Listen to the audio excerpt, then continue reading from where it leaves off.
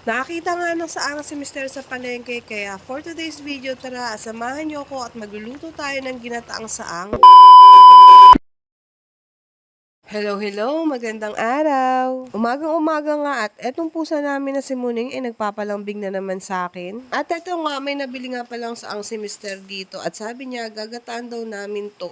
Pinahanap ko na nga rin siya ng mga nyug dun sa likod ng bahay. Sabi ko baka kako merong mga nalaglag. At eto nga, may nakuha nga siyang dalawang nyug. Pumunta nga din ako dito sa mga tanim ko na sitaw at nakakatuwa nga kasi may mga bunga na at ang dami pa talaga. Yung iba nga ay pwede na rin pitasin at gulayan. At meron pa nga akong nakikitang maliliit pa ng mga sitaw at tamang-tama nga yan sa susunod ay may magugulay ako. Pinatas ko na nga etong mga sitaw na pwede ng gulayan kasi ihalo ko nga dito sa ginataang sahang. Biniyak na nga din ni Mister etong mga nyog na nakuha niya. Parang sira nga etong unang nyog na nabuksan niya kasi tingnan nyo naman natanggal agad sa bao. Kaya nagbukas ulit siya ng panibago. Maganda-ganda nga etong pangalawang nabuksan niya kasi tingnan nyo. Meron pa nga siyang parang bilog sa gitna, hindi ko alam kung anong tawag. Ano bang tawag sa inyo nito, guys? Ang alam ko sa Ilonggo, ang tawag sa amin ito is buha. At dahil nga wala kaming kayuran, is pumunta muna kami dito ni Mister sa nagkakayod ng nyog, tapos pinakayod na lang namin dito. Mura lang naman yung pagpapakayod ng nyog dito. Yung isang piraso is magbabayad ka ng 5 piso. Tapos yung binayaran namin is 10 pesos lang naman kasi dalawang nyog yung pinakayod namin. Pagkatapos nga namin magpakayod ni Mister is umuwi na rin kami agad ng bahay para makapagluto na rin ako. Ang swerte nga namin dito guys kasi pag gusto mong magata is maghahanap ka na lang kung saan saan kasi marami namang nahuhulog na mga nyug dito kasi tingnan nyo naman puro nyug yung madadaanan mo sa kalsada. Pagdating nga namin dito sa bahay ay pinalinis ko na kay Mister etong saang. Ayan, binabrush niya nga na maayos yung shell kasi nga ang daming mga lumot-lumot na nakadikit tapos binalawan ko lang na maayos dito sa balde na maraming tubig. Kung hindi ako nagkakamali, 5 pesos ata yung bili niya dyan bawat isa. At para lalong sumarap yung ginataan natin, syempre hindi mawawala yung tanglad. At ayan, pinakuha ko na nga si Mister ng tanglad dito sa may bakura namin. Ang tataba nga din ng mga tanim naming tanglad dito. At totoo ba yan guys na yung tanglad is pantaboy sa mga ahas. Sinimulan ko na nga rin dito yung paghihiwa ng ating mga sangkap na gagamitin para sa ating ginataang saang. Una ko nga hiniwa dyan guys is yung luya. Tapos sunod naman yung sili, tapos yung sibuyas at bawang. Tapos nag-umpisa na rin ako dito magsangkot siya.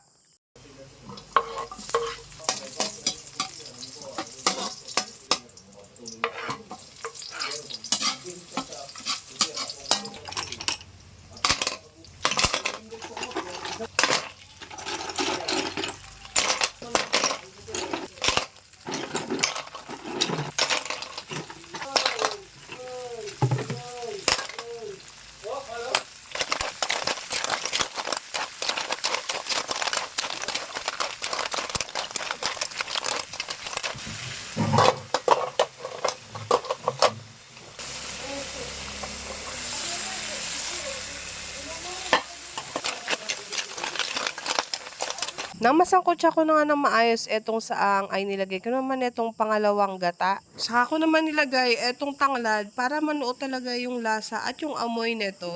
Niluto ko nga lang siya ng ilang minuto tapos nung kumulo na ay naglagay na rin ako ng mga pampalasa tulad nitong paminta, magic sarap at nilagay ko na rin yung sili natin dito. Huli ko nga ilalagay dito guys is yung unang piga na gata. Ayan. Saglit na nga lang yan natin lulutuin guys para lasang-lasa talaga natin yung linamnam ng gata. Naglagay din pala ako dito guys ng asin kasi nga kanina nakalimutan ko palang maglagay. Habang nagluluto nga pala ako dyan guys naisip ko dapat pala pinakuluan ko muna yung saang tapos tinanggal ko yung laman saka ko siya ginataan.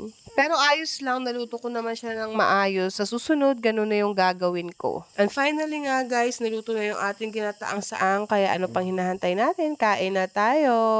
Eto nga, tinuruan nga ako ni Mister kung paano nga kain etong saang. Ayan, bali, pag tinanggal mo pala yung laman niya, merong part dun sa pinakadulo na hindi pwedeng kainin. Ayan, yung kulay black na yun. Ayan, tatanggalin mo pala yan siya. First time ko nga din makatikim ng saang guys. Kaya eto si Mister tinuturuan niya ako kung paano kumain eto.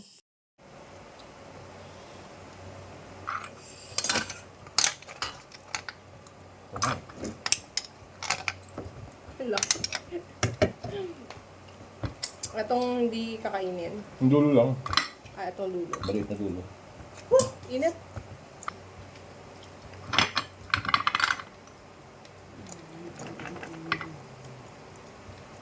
Yun, pinakbituka. So yan guys, sana takang mo kayo for today's video. Kaya hanggang dyan na lang muna. Thank you so much for watching. See you again next time guys. Bye-bye!